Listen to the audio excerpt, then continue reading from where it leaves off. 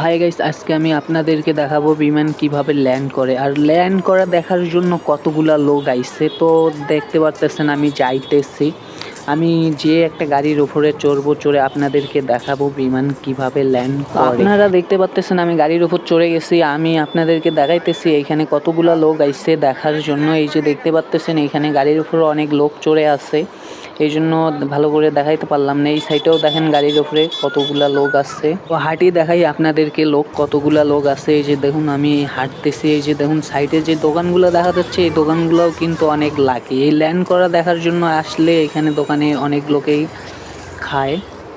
তো দর্শক বন্ধুরা দেখতে পাচ্ছেন এই দোকানগুলোতে অনেক ভিড়।